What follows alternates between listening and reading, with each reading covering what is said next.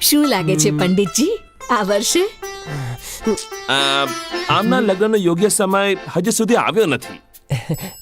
શું સમય નથી આવ્યો? મારા ગયા પછી આવશે. શું દાદી? રહેવા દે.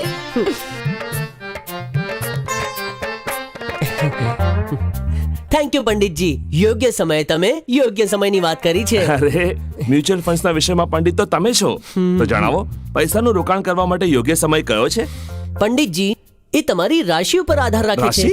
હવે જુઓ, જેમ કે દાદીની રાશિ છે મેષ, તો એમના માટે યોગ્ય દિવસ છે 1 જાન્યુઆરી થી 31 ડિસેમ્બરમાં ક્યારે પણ. અને મારી રાશિ છે મકર, તો મારા માટે યોગ્ય સમય છે સવારે 9 થી લઈને આવતા 24 કલાકના વચમાં ક્યારે પણ, દરરોજ. હવે મારી મિથુન રાશિ છે, જણાવો. પંડિતજી, તમારા માટે યોગ્ય દિવસ અને યોગ્ય સમય છે આજે અને હમણાં. ઓહોહો, યોગ્ય સમજ્યા પંડિતજી.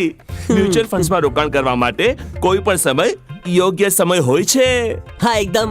આપણા પૈસાને વધુ પૈસા બનાવવા માટે સારો મોકો આપવો જોઈએ. હા, મ્યુચ્યુઅલ ફંડ્સમાં કોઈ પણ ક્યારે પણ ઇન્વેસ્ટ કરી શકે છે. એટલે દરેક સમયે પોતાને પૂછો શા માટે આજે, એના કરતા પોતાને પૂછો શા માટે આજે નહીં.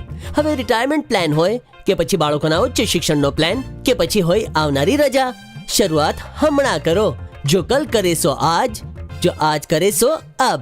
કારણ કે મ્યુચ્યુઅલ ફંડ્સ બરાબર છે.